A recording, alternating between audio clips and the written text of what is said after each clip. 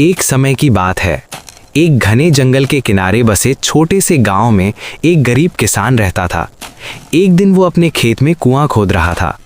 अचानक उसकी फावड़ी किसी कठोर चीज से टकराई। जब उसने मिट्टी हटाई तो उसे एक पुराना तांबे का घड़ा मिला, जिस पर अजीबोगरीब चिन्ह बने थे। जैसे ही किसान ने घड़े को छुआ, उसमें से हल्की सुनहरी रोशनी निकलने लगी।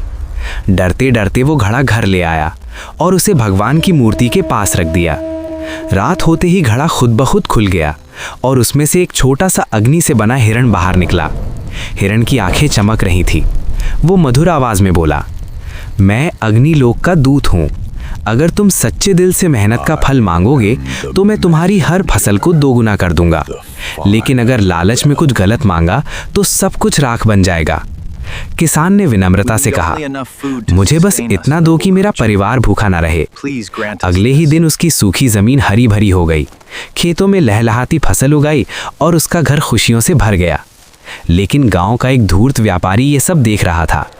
उसने रात में किसान के घर से वो घड़ा चुरा लिया।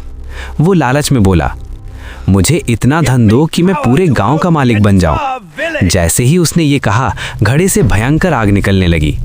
छोटा सा हिरण एक विशाल अग्नि राक्षस में बदल गया। उसकी गर्जना से धरती कांपने लगी और पूरे गांव में आग फैलने लगी। व्यापारी डरकर भागने लगा, लेकिन आग ने उसके महल को घेर लिया। उधर किसान घबराकर मंदिर पहुंचा और भगवान से प्रार्थना करने लगा। अचानक आकाश में तेज प्रकाश हुआ और स्वयं भगवान विष्णु प्रकट हुए। उन्होंने अपने सुदर्शन चक्र से उस अग्नि राक्षस को शांत किया और वो फिर से छोटे हिरण में बदल गया। भगवान विष्णु बोले, जो इंसान मेहनत और संतोष को छोड़कर लालच करता है, उसका अंत हमेशा विनाश में होता है।